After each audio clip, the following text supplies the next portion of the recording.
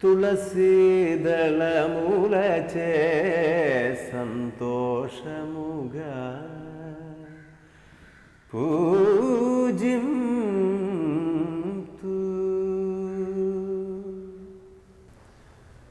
തുളസീദളം കൊണ്ട് സന്തോഷത്തോടു കൂടി ഞാൻ നിന്നെ ആരാധിക്കുന്നു എന്നാണ് കർണാടക സംഗീതത്തിലെ മഹാനുഭാവനായ ത്യാഗരാജസ്വാമികൾ എഴുതിയിരിക്കുന്നത്.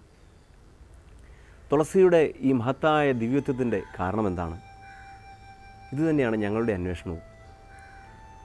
ലോകത്തിലെ ഏറ്റവും കൂടുതൽ ജനങ്ങൾ ആരാധിക്കുന്ന ഒരു സസ്യമാണ് തുളസി. അതിൻ്റെ ജന്മം തന്നെ മഹത്തായ ഒരു സന്ദേശം നമുക്ക് തരുന്നുണ്ട്. അതുകൊണ്ട് തന്നെയാണ് ജീവധാര എന്ന ഔഷധ സസ്യങ്ങളെക്കുറിച്ചുള്ള ഈ പരിപാടിയുടെ തുടക്കം തന്നെ ദിവ്യമായ തുളസിയിൽ നിന്ന് തന്നെ ആവട്ടെ എന്ന് ഞങ്ങൾ കരുതിയത്. തുളസിയെക്കുറിച്ച് എത്ര പറഞ്ഞാലും തീരില്ല. ഇന്ന് ഈ എപ്പിസോഡിലും അത് ഞങ്ങൾ തുടരുകയാണ്.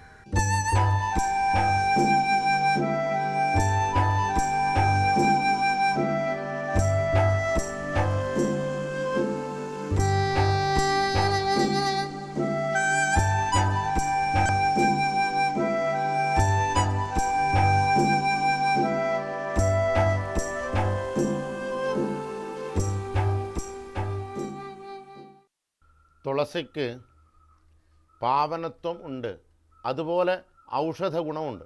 ഔഷധ ഗുണം എന്ന് പറയുമ്പോൾ അത് നമ്മുടെ ശരീരത്തിൽ നേരിട്ട് പ്രയോഗിക്കേണ്ട ഒരു കാര്യമാണ്. അപ്പോൾ തുളസിയുടെ വിഭാഗകരണം ആദ്യം ചെയ്യാണ്. സുമുഖൻ എന്നും സുരസൻ എന്നും രണ്ട് വിധത്തിലാണ് തുളസി. സുരസം എന്ന് പറയുന്നത് കൃഷ്ണ തുളസി എന്ന് പറയുന്ന വർഗ്ഗം, അത് രസപ്രധാനമാണ്. അതിൻ്റെ രസങ്ങൾ ഉപയോഗിച്ചിട്ടാണ് കുറേയധികം മരുന്നുകൾ ഉണ്ടാക്കുന്നത്. തുളസികൾ ശ്രേഷ്ഠം കൃഷ്ണ തുളസി തന്നെ, സംശയമില്ല. അതുപോലെ സുമുഖൻ എന്ന തുളസിക്ക് ദോഷമൊന്നുമില്ല. അത് ധരിക്കാനും അതുപോലെ തീർത്ഥാടകർ വെള്ളത്തിലിട്ട് കുടിക്കാൻ അങ്ങനെയുള്ള ആവശ്യത്തിന് സുമുഖൻ എന്ന് പറയുന്ന തുളസിയെയും ഉപയോഗിക്കാം. സുരസൻ, സുമുഖൻ ഈ രണ്ട് വിഭാഗത്തിലുള്ള തുളസികൾക്ക് വിശേഷമായിട്ട് സുരസം എന്ന് പറയുന്ന ഔഷധ ഗുണം അധികമുള്ള തുളസി കൊണ്ട് ഹിദ്മ, കാസ, വിഷശ്വാസ, പാർശ്വരുക്, പൂതിഗന്ധ, ദുർഗന്ധം നശിപ്പിക്കാനുള്ള ഒരു ശക്തി, വിശേഷ ശക്തി അത്യധികം സുഗന്ധമുള്ള ഈ തുളസിക്കുണ്ട്. തുളസി വളരുന്ന സ്ഥലത്ത് തന്നെ വിശേഷമായിട്ടൊരു ഗന്ധം പടരുന്നുണ്ട്. തുളസിക്ക് സൂര്യൻ്റെ അൾട്രാവയലറ്റ് രശ്മികൾ ഭൂമിയിലേക്ക് വരാതിരിക്കാൻ തടുക്കപ്പെടുന്ന ഓസോൺ പാളി അതിനെ വരെ സംരക്ഷിക്കാനുള്ള കഴിവുണ്ടത്രേ. അതിനുള്ള കണ്ടുപിടുത്തങ്ങളും ബാക്കിയുള്ള ഗവേഷണങ്ങളൊക്കെ ഇപ്പോഴും നടന്നുകൊണ്ടിരിക്കുന്നുണ്ട്.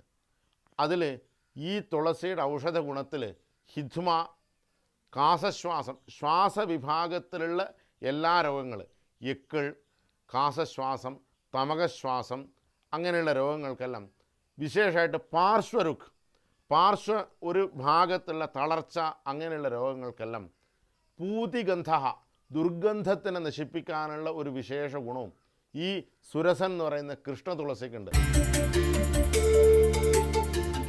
ഭാരതത്തിലെ ആധികാരിക വൈദ്യശാസ്ത്ര ഗ്രന്ഥങ്ങളായ ചരക സംഹിതയിലും സുശ്രുത സംഹിതയിലും തുളസി പ്രാധാന്യത്തോടെ പരാമർശിക്കപ്പെടുന്നുണ്ട്.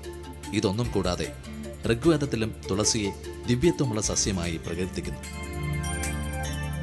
ആധുനിക ശാസ്ത്രത്തിൽ സ്ലോ റിലീസ്, സ്ലോ ഡിഫ്യൂഷൻ എന്നീ രണ്ട് ടെക്നിക്കുകളുണ്ട്. രക്തത്തിലേക്ക് ഔഷധവീര്യമുള്ള സംയുക്തങ്ങൾ സാവധാനത്തിൽ പ്രവേശിപ്പിക്കുന്നതിന് ചെവിയുടെ പുറകിലുള്ള ത്വക്കിന് അസാധാരണമായ കഴിവുണ്ട്. നമ്മൾ ഘാതൻ മാംസം പിബൻ മദ്യം സിംഗച്ചൻ അന്യജാതിഭിഹി സദ്യോ ഭവതി ഭൂതാത്മാ കർണേ തുളസിധാരണാത് എന്ന ഒരു മന്ത്രം ചൊല്ലിക്കൊണ്ട് അയം ആത്മാ സദ്യോ പൂതാ ഭവതി കർണേ തുളസിധാരണാത്, ചെവിയിൽ തുളസി ധരിക്കുകയാണെങ്കിൽ ഈ ശരീരം എളുപ്പത്തിൽ ശുദ്ധമാകും എന്ന് വിവരിക്കുന്ന ഒരു മന്ത്രമുണ്ട്. അതിൻ്റെ അർത്ഥം ഇതാണ്: ശരീരത്തിൻ്റെ ടെമ്പറേച്ചർ 37.3 ഡിഗ്രി സെൻറ്റിഗ്രേഡ്.